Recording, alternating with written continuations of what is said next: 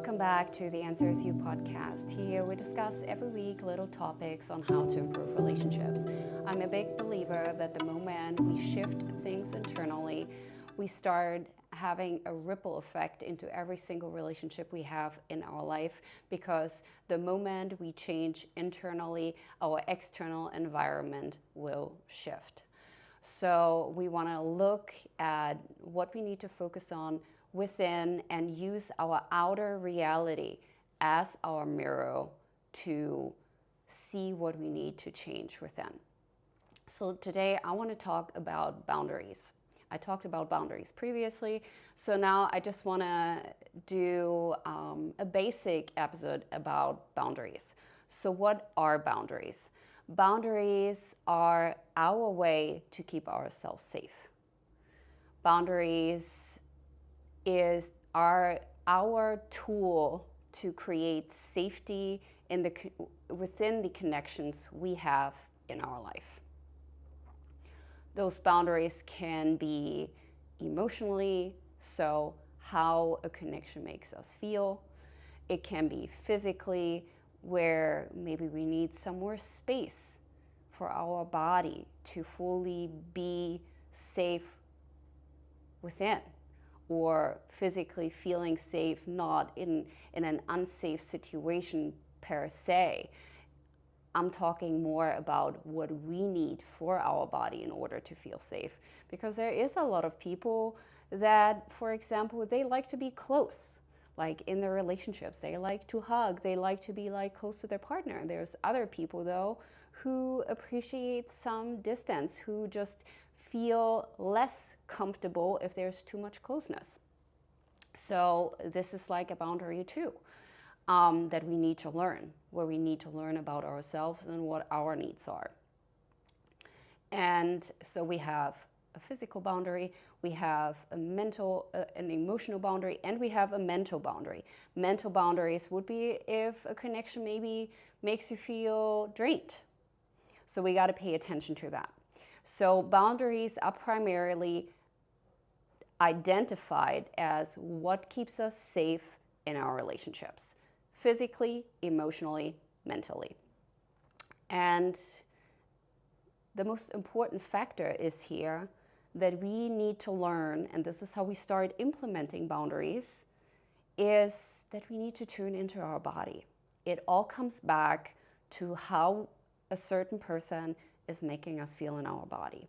And how do we know? Most of the time when we start our healing journey, when we start our self-awareness journey, we don't even know how we feel. There's so many people, if I ask them how they feel, they would just respond good, because they don't even know how they really feel. Because so often we're used to keep going, keep moving forward, keep pushing, and we don't give us the space to actually take a moment and reflect on how we are actually feeling. So the most crucial first step in implementing boundaries is first to even pay attention to how we're feeling.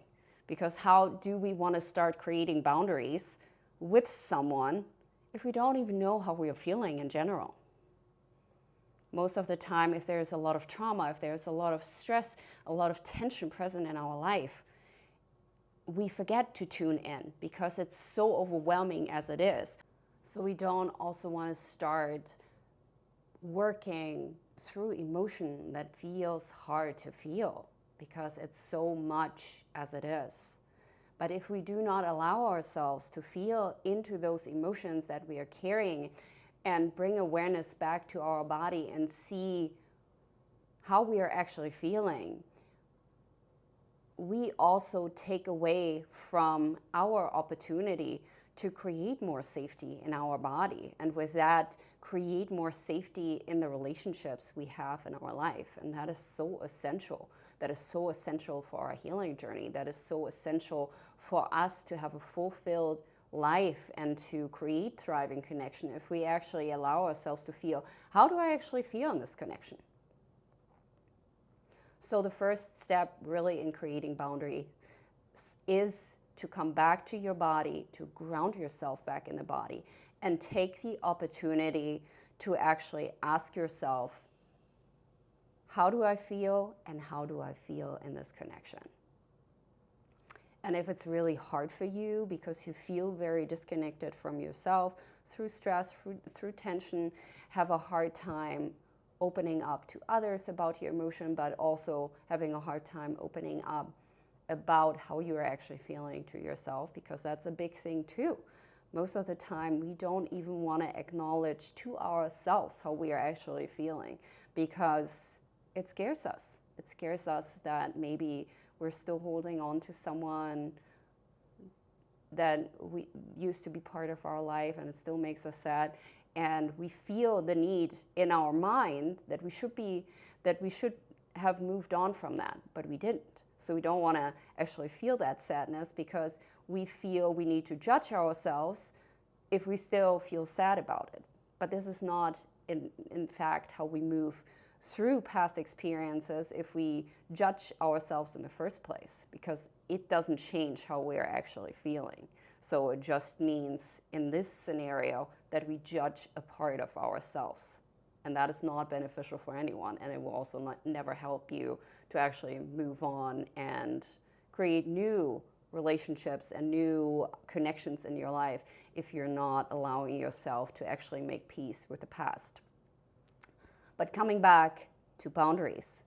So allow yourself to tune in how you're feeling in your body. Be honest with yourself about how you're feeling in your body. And then the next step is reflect on how you're feeling when you're with someone in your life. And that will tell you a lot about that connection and about that energy in that connection. And if you need support, feeling more grounded, feeling more present with how you're actually feeling in your body, in my link in my Instagram bio, I have a free stress reset available to you, and I have a free anxiety reset menu for you that you can download, and just it gives you the opportunity to just tune in better into your body. So that would be the first step. And if you need support, feeling more grounded in your body so you connect more to the emotion you're actually feeling in your body, the sensations that are actually present in your body, I do have in my Instagram link in my bio, I have a free stress and anxiety reset that you can download for free, and it will really help you ground yourself more in your body so you can actually tune in and feel in how you are actually feeling. So step one, like I said, is paying attention how you're actually feeling. And this will reveal to you, when you tune more into your body and actually know how you're feeling, how it helps you feel also into how someone is making you feel. Because the moment we pay more attention to how we're feeling in our body, we also notice shifts faster. The more we tune in, the more we learn who feels aligned and who feels not aligned. And this is why it's so important, because then you will notice, oh my God, this person actually doesn't make me feel good. Or this person makes me feel really anxious. Or this person makes me feel really drained. And the moment you bring awareness to it, you bring also awareness to, or can bring awareness to the fact, why are they making me feel this way? Why are they making me feel drained? Why are they making me feel anxious? And this can be something about them, but it also always reflects back to you, where you can ask yourself, why are they making me feel this way? Because the moment someone else makes you feel in a way that is not uplifting, that makes you not feel like you're in your power, because when you feel anxious, when you feel drained, you're not in your power, you're giving power away. Because it's uncomfortable sensation, it's uncomfortable emotions. So there is like this negativity that enters the space, and that has something to do with you internally. Because no one can bring you out of your power when you're aware of what is happening in your outside environment. So this is a big opportunity and a big chance for you to get to know yourself better, but also feel into if this connection is aligned or not. Doesn't mean when someone makes you feel drained that you're working through your own stuff and then just keep them in your life. Maybe you work through your own stuff and then realize, well, they're making me feel drained. Why are they even in my life? Maybe because I did not pay more attention previously to myself and my own needs. And now I do. So now I know they do not meet my needs, so I gotta let them go. This is how that works with creating boundaries. Boundaries in their totality always allow us to see which connections are aligned and which are not. Because the moment we tune in and actually see, that is interesting, why is this person making me feel drained? We can also make a conscious decision if that is still okay for us or not, and why this is happening. So pay attention to how you feel. Second one, communicate how you feel. Communication is key when it comes to setting boundaries. And with communication comes also the challenge that most of the time we are facing when we have problems setting boundaries. Most of the time there's like a people pleaser in us, or it's just very uncomfortable for us to share how we feel. Whatever it is for you, it doesn't really matter. It's about staying neutral while communicating what is showing up for us. So first we feel into it. Second is communicating what shows up for us. And that in a way that is neutral to both parties. And that is a big challenge at first when we start having discussions about boundaries or starting to implement boundaries, because it's not easy. Because first we feel like it is not okay to share how we feel because we do not want to let people down. We don't want to hurt people's feelings.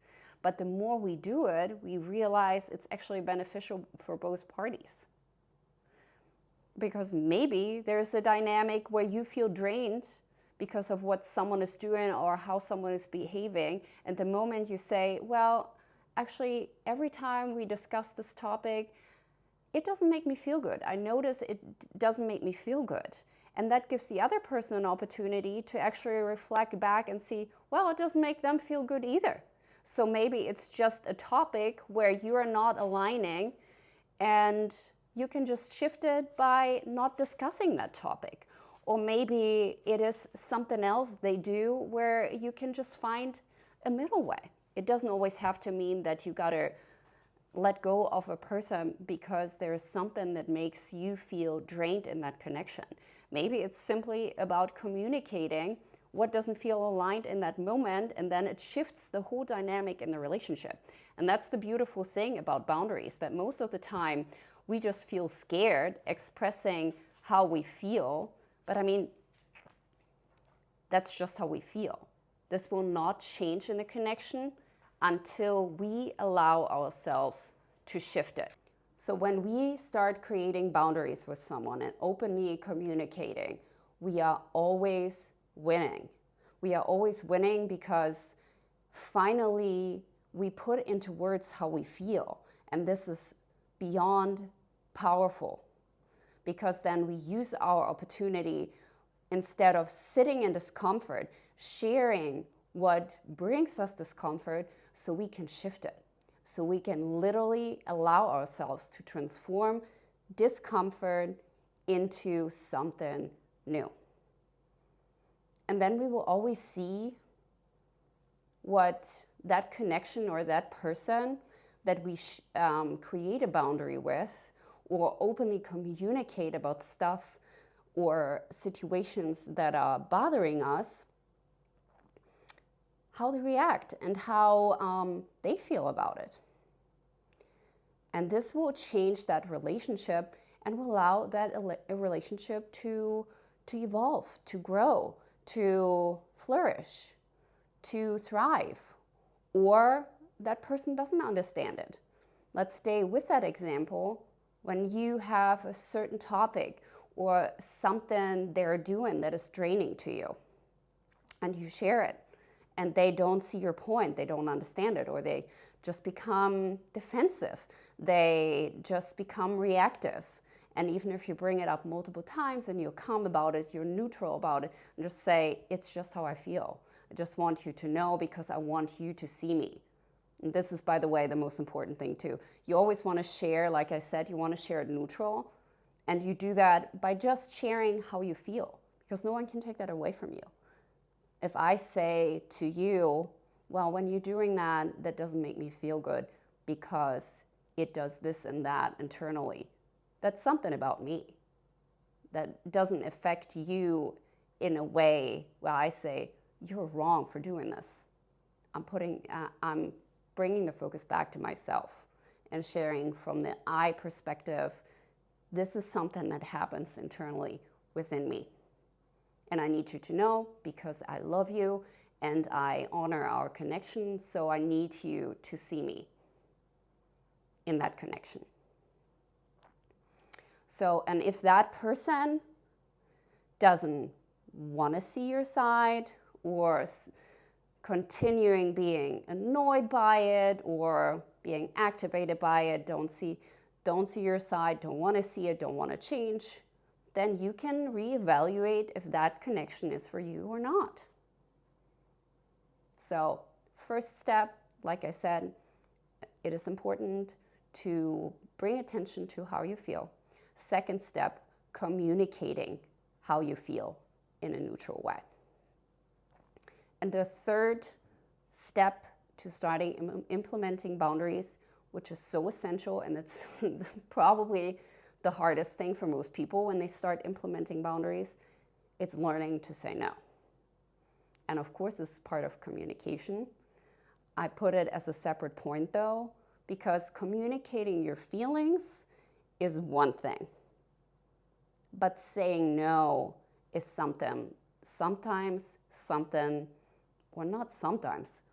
most of the time, if you have people pleaser tendencies, it's the hardest thing for you to do. You don't want to say no. You don't want to say no to people. You feel you don't want to let people down.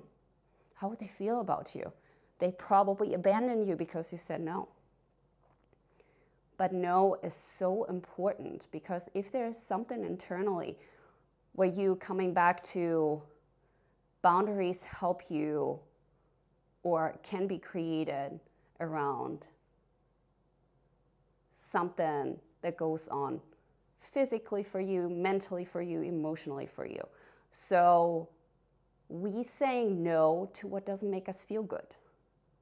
So physically, what doesn't make us feel good? When there is something that someone does that doesn't make you feel good, you got to start saying no.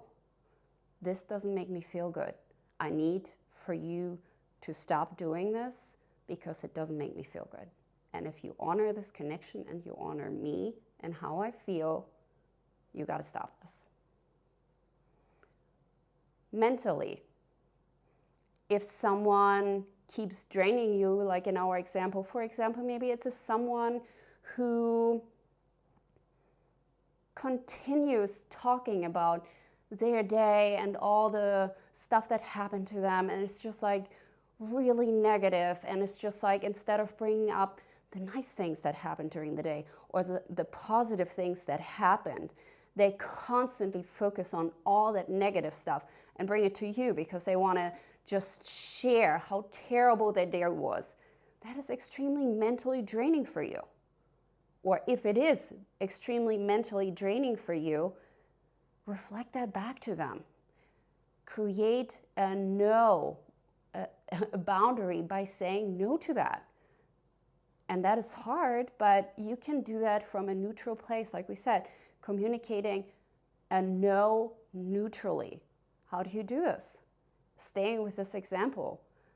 Say, I noticed the last couple of weeks you were really focused on everything in your life that is not going well, that is draining you, that makes you feel frustrated and angry and upset. And I understand that and I see you in that because there was a lot of things that could have gone better. and I have compassion for that, and I love you and I want to be there for you. I can just not hold space for that if the only thing you share with me is negativity, because there is beautiful things happening too. And then maybe you give them an example what's happening too, so they can actually see what it does in their life too. Because especially when it's something where people are like stuck in a loop where they keep repeating stuff in their mind that is negative in their life, they have like a downward spiral. So you're actually helping them by telling them, no, we are not just focusing on negativity in our communication and in our connection, because I want this connection to be uplifting, you and me. So that's really positive for them too, if they are able to see that. So we can say no to and create boundaries that are mental boundaries, physical boundaries, and then emotional boundaries, which plays into like the mental component. For example, when someone is draining you is very negative. But it can also be maybe when we stick with that example and someone is like really negative and keeps bringing that to you, what does it emotionally do for you? Maybe you had an experience in the past or a trauma in the past, maybe with previous partner, maybe with another friend, maybe with a parent who was always very negative, and it brings you back to that experience of your past, and that creates maybe a lot of anxiety for you, a lot of sadness for you. Maybe it creates like this feeling of anger or being upset, even though you're not really upset, but it reminds you of what you've been through in your past. So it influences you emotionally. So that is your opportunity to say no to that too, and maybe share that with that person. Don't just keep it on that level. If we stick with that example, if someone is very negative and you share, this cannot just be a connection where we share negativity because I want this relationship to be uplifting, but also share from your perspective about a past experience. Tell that person, I can also not have that because I had my mom always being very negative. And it made me feel so anxious and so helpless growing up that I really want to focus on the good in life. And everyone who truly honors you, your heart and your connection, will see that. And it creates like this whole different level in that connection. Maybe you already see it when I say that for that example, because it's really focused on the communicating how you feel and what you've been through and how you want to create your life and live your future. I hope this was helpful for you. This is really the first steps that I think are essential in creating boundaries, which is paying attention how you feel, communicating how you feel, and learning to say no. I hope this was helpful for you. Please let me know what you think about this episode. I can't wait to see you next week. Thank you so much for listening to the Answer Is You podcast. If you enjoyed this episode, please make sure to subscribe at Terra Healing, to follow us along on YouTube, or subscribe on Apple Podcasts or Spotify Podcast to The Answer Is You. Feel free to also follow us along on Instagram for daily insights on how to heal body and mind. In our link in bio, you will find free stress and anxiety resets, calming and relaxation playlists, as well as informations on classes, workshops, and one-on-one offerings in person in the Pittsburgh area, as well as virtual sessions. You can also find our links to our healing journals, as well as download our new trigger journal. We can't wait to see you there.